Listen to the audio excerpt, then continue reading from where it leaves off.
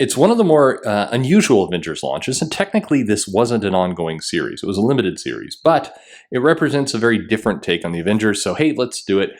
It's Avengers 1959.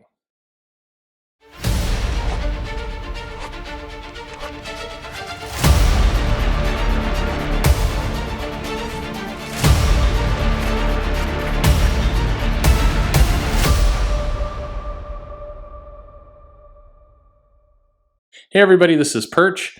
Avengers 1959 by Howard Chaykin was who wrote and drew this comic. Is an interesting kind of time capsule comic.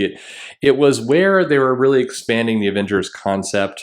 This was all pre Jonathan Hickman when this was coming out, but it was definitely rooted in kind of an initial little tease that Brian Michael Bendis did, where he was revealing that there was, Avengers before the Avengers, and then of course Jason Aaron would come along and do the Hold My Beer Avengers 1 million BC version. But this is very much a Howard Chaykin comic. It fits a lot of the things he does and the style and everything else.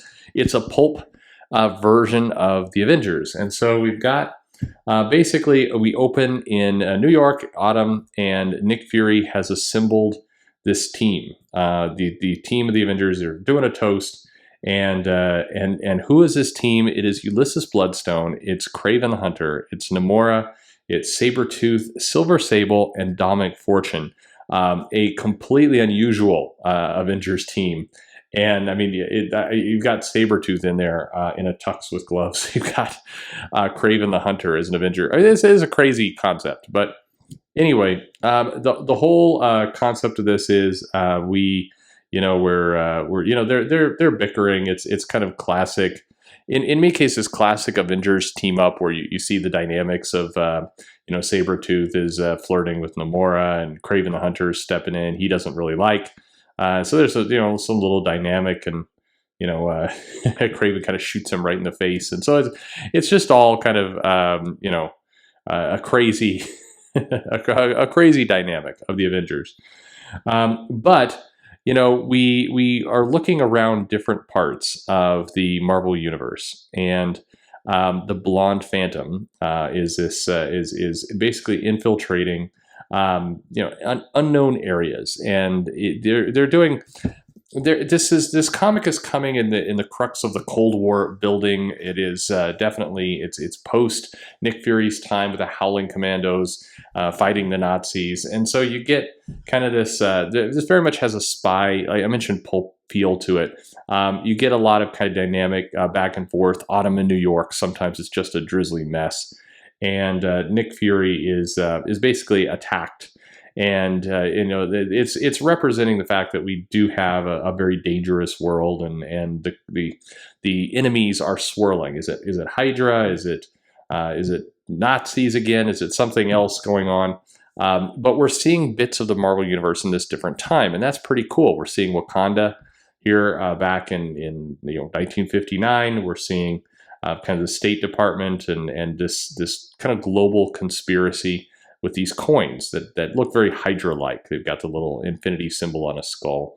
But as we go back and forth, we learn that Namora's got a relationship going with Kraven the Hunter, and that Sabretooth is trying to nose in on that. And then suddenly they're attacked as well. So we've got all these characters basically coming under attack by this green-clad, again, very much a Hydra-looking organization, but they're not sure who this is. So it's like, this certainly seems like a Nazi. Then Dominic Fortune is attacked while he's flying a plane, and so this is. You have this group that has performed missions that we saw during Brian Michael Bendis's New Avengers run, kind of the second run. And then we're getting caught up with the team. We're seeing that the threats are still out there. That there's the danger is there, and the team is going to have to come back and reassemble. Sabretooth gets jumped by this werewolf-looking creature in a truck, and it's the goal here is to certainly both reassemble the team, but also give a little look at the origins and the beginnings of some of the modern Marvel threat. Nick Fury is basically, and Dominic Fortune come back, and they start to have a discussion, and the comic is relatively short. So a couple thoughts here, because this is a kind of an incomplete comic in some ways. First off, you do need to really read that Bendis New Avengers run to really kind of understand some of what's going on here. Otherwise, it will come across as very confusing to you. You're not going to understand why the characters are doing what they're doing, and how we got here is, it seems like just random characters, and so the groundwork was laid before all this, before this issue. So you really do need to go and do that. And then second, you have to kind of step into this comic. It's less of an Avengers book, even though it's called Avengers, and it's more of really rediscovering the origins of some of the big threats and some of the big problems in the Marvel Universe and shedding some new light on it. The shame of it was there were some elements set up here that kind of bridged the gap, which Marvel desperately needed and still needs, frankly, between the Nazis and the fighting that went on in the 40s, and then kind of this missing period before the rise of supervillainy in the 60s and 70s. So I know Marvel plays really fast and loose with their timelines. Was Iron Man in Vietnam, or was he in the Afghanistan war? It kind of Marvel really doesn't want you to think that hard about it. But from forgetting the years for a moment, there's a timeline where there was war, Captain America and the Invaders, and then there was, the build up to suddenly Dr. Octopus, Green Goblin, and Dr. Doom are running around. And so there's this that empty middle period that this comic is really attempting to flesh out. It does it in a very gritty 50s kind of pulp way. It feels like a pulp detective book, and for that reason, it's very refreshing. It's a great style, and I really like that aspect of it. I really like the fact that we're getting something new and something kind of exciting there.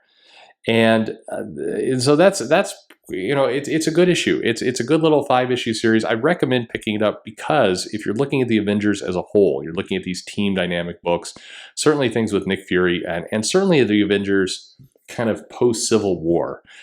This series actually plays a nice little part in it. It's worth checking out. It's a 5-issue limited series, easy enough to find. And if you're a completist, a lot of people forget about this one. Marvel doesn't do the best job of advertising that it's out there, but it's a very good book. So highly recommended. Go check it out. Did you like this? Do you remember this? It like I said, it kind of came and went with very little fanfare. And then now, Marvel's certainly going into the 1 million BC stuff with Jason Aaron and the prehistoric Avengers, and kind of the problem is you're taking like the Phoenix and these bigger concepts, Black Panther and everything, and you're putting them in prehistoric times, which is fine. It's an interesting visual and can, it could work on its own way. But this was specifically addressing kind of this missing gap in history that needs to be addressed. It needed to be kind of unearthed. And there's a lot of great storytelling capability here. So Howard Chaykin did a great job. Did you like it? Leave a comment below. Let me know what you think about this issue. Otherwise, subscribe, click the bell for notifications if you're into that. Follow me on Twitter, Perch. Please recommend to a friend. Trying to grow the subscribers here, so every little bit helps, and I really appreciate your support for the channel always. But most importantly, whether you do any of those things, thanks for listening.